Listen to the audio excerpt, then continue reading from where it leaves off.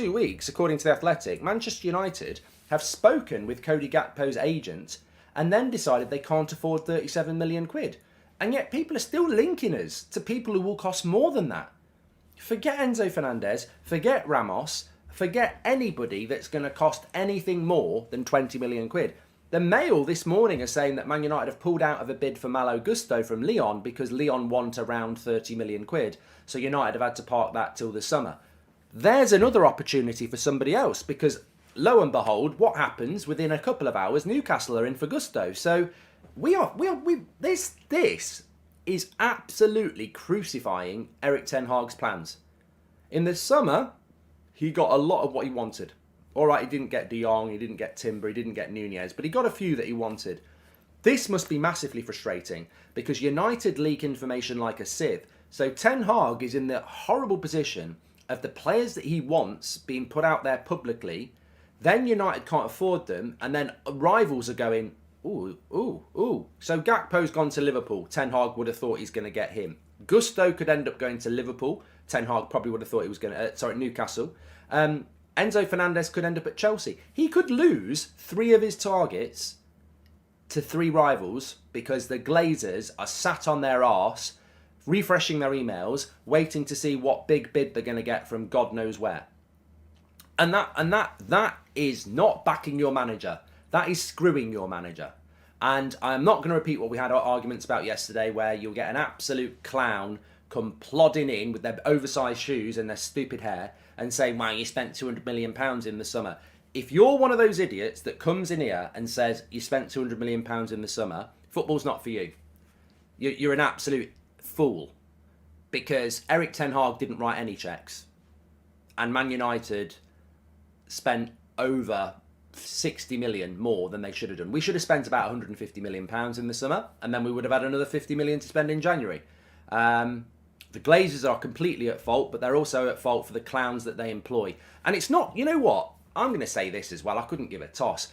I saw somebody this morning saying, even when the Glazers go, there's a danger that United will still be shit. Because what if somehow the new owners come in and, you know, they keep John Murtagh, they keep the scouting department, they keep the recruitment, they keep Richard Arnold as CEO. We all assume that won't happen. It could happen, and it shouldn't happen. The Glazers quite rightly get full focus, and that's where the focus should be. But Murtagh's been there for years. He's been there since the David Moyes days. He might not have been the director of football, but he's been involved in recruitment. The last 10 years has been the worst recruitment I've ever seen. The spend is abysmal and, you know, ridiculous because it's been so much. The recruitment is terrible. He's got to go. Richard Arnold, he's just Ed Woodward's mate. He's been there from the bloody start. He's got to go. And I have got no loyalty to those people because time and time again, we've got the biggest Manchester United community in the world. Time and time again, the offer has been there. Let's have a chat. Let's have a chat. Let's have a chat. They won't do it. Now, some people will say, why should they? Exactly. Why should they? It's only the biggest Man United fan community in the world. Why should you talk to fans? Exactly. You speak to your little groups that you've created that have got friendly faces in it. But why should we sit here and go, they need to go? Why shouldn't we say that? We don't know who they are. All we know is the incompetence. That, you know, Dumb and Dumber go on tour in the summer to Turin and Barcelona and come back with a tan. You know, they've got to go. The Glazers are a disgrace, but these are facilitators.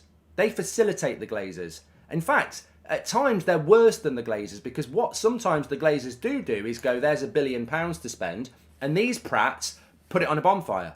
They are incompetent, they are shit, and they need to go. It is not just I'm sorry, I'm going to say it. It is not just the Glazers that need to go.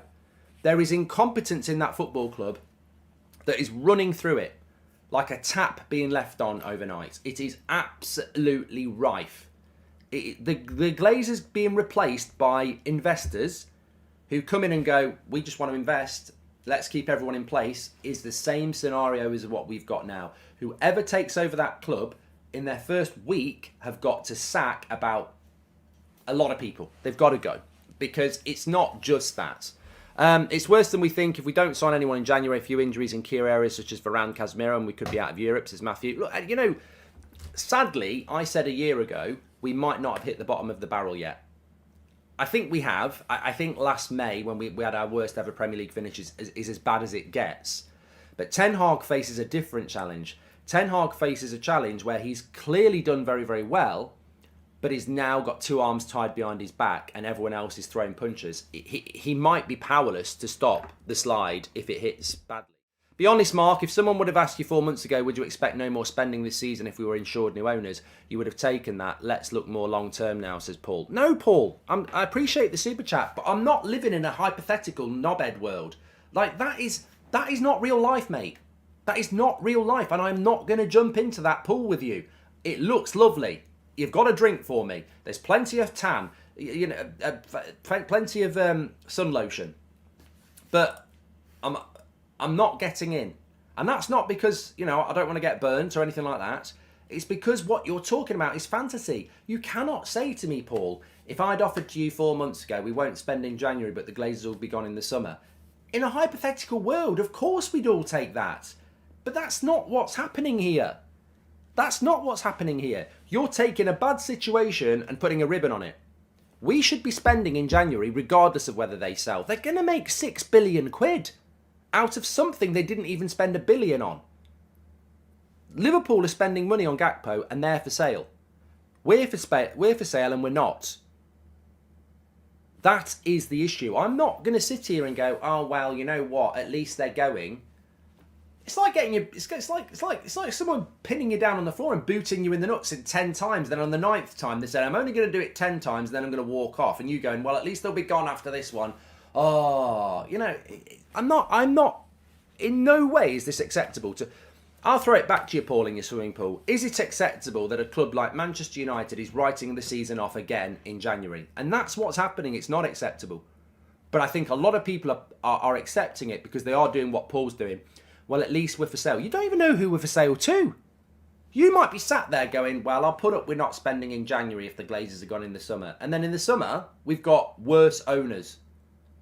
I think it's hard, almost impossible to have worse owners, but there might be owners that you don't like. I feel really bad for Ten Hag. He's been lied to and everything else, says Carl. Absolutely ridiculous, but I'm not surprised. Leeches to the end, says Michael. If you employ clowns, you have a circus, says Daniel Kirk. And welcome to Members Club, Nick J. So, look, Nick is positive about it, although he doesn't agree with it. But I don't see that as a way of justifying it. Well, at least they're going to sell the club, so I'll put up with not spending money in January. I won't put up with it because my standards as a United fan, and I believe many of your standards as a United fan, is this. We're not second best. We're not even third best, to be fair, but we're not. That's, you can lose, but you can't lose your mentality. And the standard of Man United is that we should be winning every game. We should be winning every tournament. We should be up there every tournament. And I will refuse to. It disgusts me to the core when we are basically putting up a white flag in January. And we are doing that. I don't care what anybody says. I'll argue with anybody. We are putting up a white flag. Now, ex-players on Sky and BT and all that bullshit, I'm sure they'll be going, United have got a great chance of top 4. Yeah, because on paper at the moment we have. If we could play this team that we've got at the moment every game, I think we'd get top 4. But that won't happen. We will get injury. We will get tired. We'll have to rotate. We're playing 3 games a week. That's why we won't get top 4.